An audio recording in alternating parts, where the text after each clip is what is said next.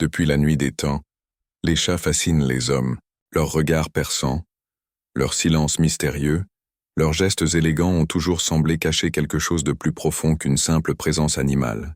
Contrairement au chien, compagnon fidèle et bruyant, le chat a toujours incarné la discrétion, l'indépendance et le mystère. Mais pourquoi cette créature si commune exerce-t-elle une telle influence sur notre imaginaire collectif? Bien avant l'avènement de l'islam, les civilisations antiques avaient déjà élevé le chat au rang de créature sacrée. En Égypte, il était considéré comme un animal divin, une incarnation vivante de la déesse Bastet, symbole de protection, de fertilité et d'amour. Tuer un chat, même accidentellement, était un crime passible de la peine de mort. Lorsqu'un chat mourait dans une maison, toute la famille entrait en deuil, parfois jusqu'à se raser les sourcils en signe de chagrin. Les temples regorgeaient de statues félines, et des milliers de chats furent momifiés pour accompagner leur maître dans l'au-delà. Pourquoi une telle vénération? Parce que les anciens savaient ce que la science commence seulement à redécouvrir. Les chats ne sont pas de simples animaux de compagnie. Leur présence, leur comportement, leurs vibrations ont un impact réel sur l'environnement, sur le corps humain, et peut-être même sur des dimensions que nos yeux ne voient pas. Dans la Grèce antique, les chats n'étaient pas aussi vénérés qu'en Égypte, mais ils étaient tout de même considérés comme des gardiens contre les forces obscures. Certains philosophes leur attribuaient une capacité à percevoir ce qui échappe au sens humain. Chez les Romains, les chats étaient associés à la liberté, et c'est pour cela qu'ils accompagnaient souvent les soldats et les voyageurs. Mais c'est surtout dans le monde spirituel que le chat a marqué les esprits. Dans de nombreuses traditions ésotériques, le chat est vu comme un intermédiaire entre le monde visible et l'invisible. On raconte qu'ils peuvent voir les esprits, détecter les énergies, et même repousser certaines présences maléfiques. Ce n'est peut-être pas un hasard si, depuis des siècles, les sorciers, les moines ou les mystiques sont souvent représentés avec un chat à leur côté. Les anciens ne se trompaient pas. Les chats ont toujours semblé percevoir ce que nous ne voyons pas. N'as-tu jamais observé ton chat fixer un coin vide de la pièce, les yeux grands ouverts, comme s'il suivait du regard une présence invisible? N'as-tu jamais entendu ses miaulements soudains dans la nuit, ses oreilles dressées comme s'il percevait quelque chose que toi-même tu ne pouvais pas entendre? Ces comportements intriguent, dérangent parfois, mais rappellent toujours une chose: le chat voit plus loin que nous. L'islam est venu confirmer certaines de ses intuitions, mais avec une nuance essentielle. Le chat n'est pas un être magique ou surnaturel, mais une créature bénie par Allah, créée avec une pureté particulière. Contrairement à d'autres animaux, il n'est pas impur. Et mieux encore, il a été honoré par le prophète lui-même, paix et bénédiction sur lui. L'une des plus belles histoires rapportées par les savants est celle du chat du prophète. On raconte qu'il possédait un chat nommé Mouedza, un félin noir et blanc aux taches distinctives. La relation entre le messager d'Allah et son chat est pleine de douceur et de respect. Un jour, alors que le prophète devait se lever pour prier, il remarqua que Mouedza dormait paisiblement sur la manche de sa tunique. Plutôt que de réveiller son compagnon ou de le déranger, il choisit de couper la partie de son vêtement sur laquelle le chat reposait. Ainsi le félin put continuer son sommeil en paix. Cet acte est un enseignement profond. Le respect de la création d'Allah, même la plus humble, fait partie de la foi. Dans un autre récit, il est dit qu'un chat buvait dans le récipient destiné aux ablutions du prophète. Lorsqu'un compagnon s'étonna qu'il utilise cette eau ensuite, le prophète répondit que les chats ne sont pas impurs. Ils font partie des créatures qui partagent nos maisons. À partir de ce moment, les compagnons considéraient les chats comme des êtres bénis et leur laissaient librement accès à leur demeure.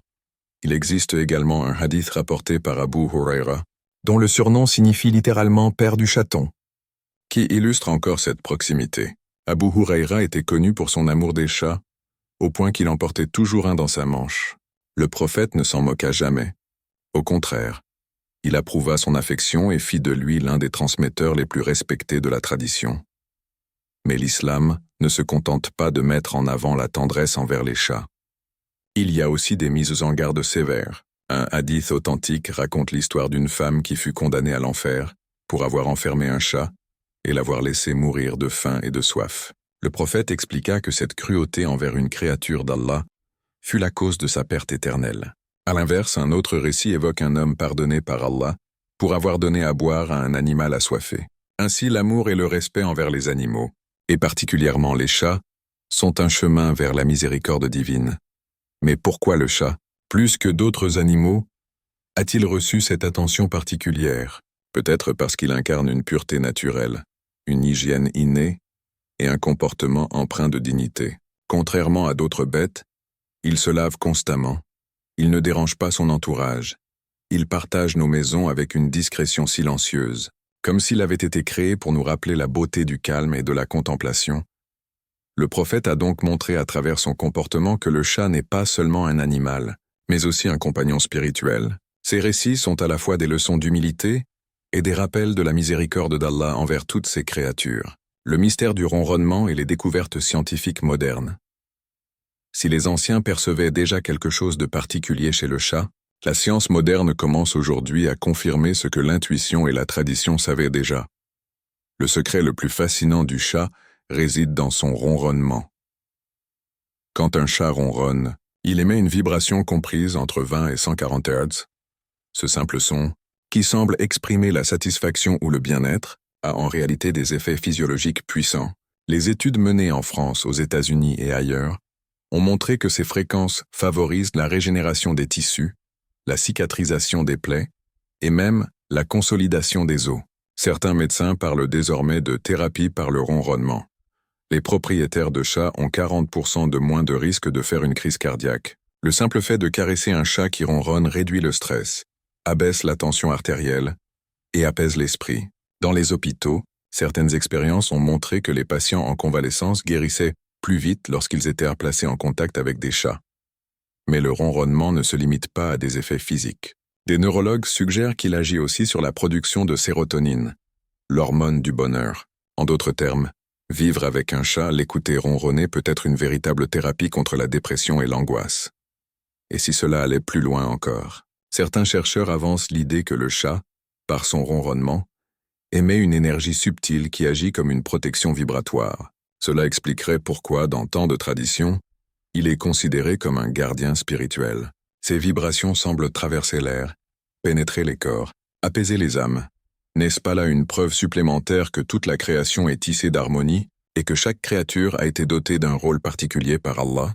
Le chat n'est pas seulement un animal domestique, il est un soigneur silencieux, un compagnon qui nous rappelle la puissance cachée dans les sons et les fréquences de l'univers. Chat, gardien du visible et de l'invisible. Au-delà de leur impact physiologique et spirituel, les chats semblent aussi jouer un rôle particulier dans le rapport entre l'homme et l'invisible. Beaucoup de témoignages rapportent que les chats perçoivent des présences que nous ne voyons pas. Certains maîtres soufis affirmaient que le chat est capable de distinguer les anges des djinns et que son comportement peut parfois être un signe d'alerte pour les humains. N'as-tu jamais remarqué ton chat fixer intensément un point précis, ses yeux élargis comme s'il observait une scène invisible? N'as-tu jamais entendu son miaulement soudain en pleine nuit, sans aucune raison apparente? Ces signes ne sont pas anodins. Ils rappellent que l'univers ne se limite pas à ce que nos yeux perçoivent. Dans les traditions mystiques, on raconte que certains chats accompagnent les voyageurs spirituels comme des gardiens. Leur présence rassure, apaise et éloigne les mauvaises influences. Même dans les rêves, voir un chat peut être un signe d'apaisement ou de protection. En islam, il est clair que seul Allah et ses anges détiennent la vérité absolue, mais il n'est pas interdit de contempler les signes qu'il a placés dans sa création. Et peut-être que le chat, par sa nature mystérieuse, est justement l'un de ces signes. Aujourd'hui encore, dans notre monde moderne rempli de bruit et de distractions, les chats conservent leur rôle de rappel. Ils nous invitent au silence, à l'observation, à la contemplation.